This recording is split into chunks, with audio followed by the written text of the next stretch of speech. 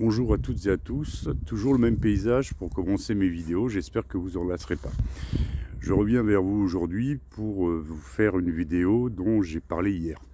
C'est vrai que la cadence de vidéo va être un peu élevée, c'est vrai que j'ai du temps à rattraper, 2 mois sans poster, et vous faire suivre l'avancement des travaux, ça me manquait à moi aussi. Alors je remercie les gens pour leurs commentaires. Je les lis tous, j'y réponds dans la mesure s'il y a quelque chose à répondre. Voilà, en tout cas, c'est sympa. Puis bon, ce qui est sympa maintenant avec YouTube, c'est qu'on voit plus les dislikes, donc je ne m'énerve plus. Donc aujourd'hui, je vais vous parler de matériel. Donc ma compagne, me voyant peiner un peu sur le terrain, a décidé d'investir dans du matériel. Donc c'est la partie, on va dire, activité, hein, qui sert à acheter ce matériel. C'est pas, c'est nos propres deniers à la base, mais c'est quand même la partie activité. Donc je vais vous parler d'une marque qui n'est pas trop connue, que j'avais réparée une fois, que j'avais trouvé ça relativement correct.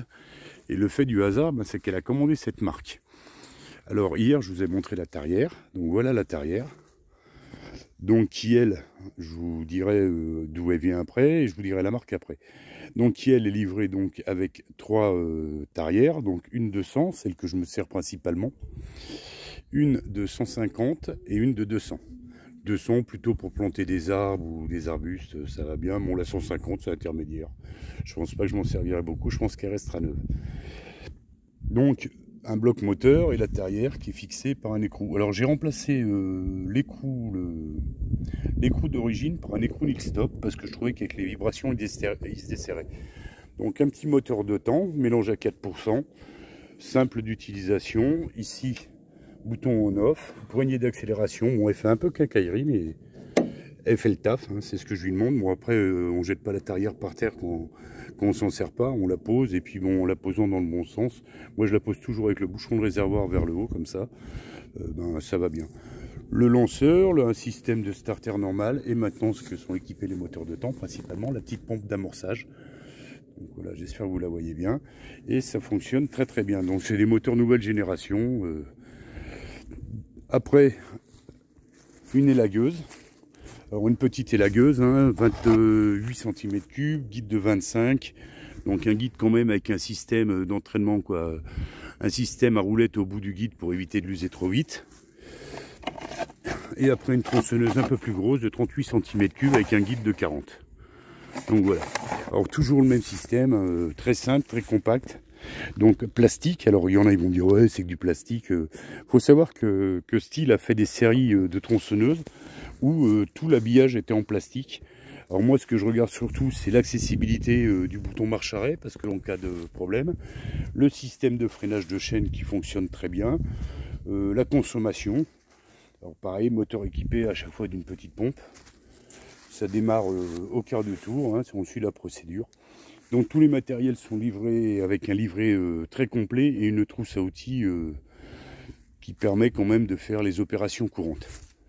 Donc la marque c'est Timber Pro. Alors Timber Pro, j'ai regardé un peu ce que c'était. J'en avais réparé, j'ai dû en réparer 2, mais c'était pas des gros trucs qu'elles avaient. Hein. C'était, je crois qu'une fois c'était une durite qui était coupée. Donc du fait de l'utilisateur, et deuxième fois je crois que c'est le câble du lanceur, quoi, la corde du lanceur qui avait cassé. Parce que pareil, l'utilisateur, il tirait le lanceur, il le relâchait du bout. Alors ce qu'il ne faut jamais faire, normalement on raccompagne toujours le lanceur. Donc c'est avec un livret, de l'outillage, les tronçonneuses sont livrées chacune avec 2 chaînes. Alors au début j'ai dit bon, c'est vu le prix, ça doit être de la basse qualité. Non, non, elle coupe bien. Pour l'instant, j'en suis à 3 CP d'abattu et élagué, donc avec les 2 tronçonneuses, ça marche très très bien. Donc c'est une marque, pour en revenir, qui est anglaise. Donc ils établissent un cahier des charges pour la construction du matériel, bien sûr fabriqué en Chine, fabriqué assemblé en Chine. Il y a un contrôle qualité derrière. Il y a quelques revendeurs en France et ça marche bien. Alors vous allez me dire, ouais, mais les marques chinoises. Alors je rappelle à tout le monde que Eco Kyoritz, c'est Eco qui est devenu Eco. Quand c'est sorti, tout le monde trouvait ça bien merdique. Tout le monde trouve ça très bien maintenant. On va dire en milieu de gamme, parce que ça aussi c'est du milieu de gamme. Eco, c'est japonais.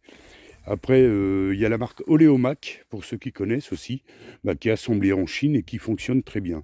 À savoir aussi que les carburateurs de nos chères tronçonneuses de marque qui commencent à coûter une blinde, parce que j'étais équipé en style, je voulais racheter une style, une élagueuse.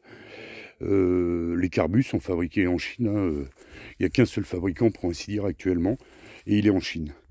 Alors vous allez me dire, elles ne doivent pas beaucoup servir, tout est bien propre. Alors je vais revenir sur là-dessus, c'est que dès que j'ai fini de me servir de mon matériel, je le nettoie. Alors je le nettoie pourquoi? Parce que je déteste prendre un outil qui est sale, qui n'a pas été nettoyé. J'arrive, il y a un truc qui va très bien, c'est la soufflette. Donc j'ai une soufflette, un compresseur avec une soufflette. Donc je nettoie mon matériel.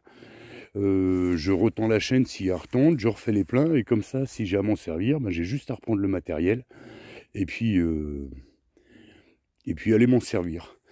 Donc j'ai commencé à travailler avec, je tape un peu dans la butte avec là depuis plus d'une semaine avec celle-là.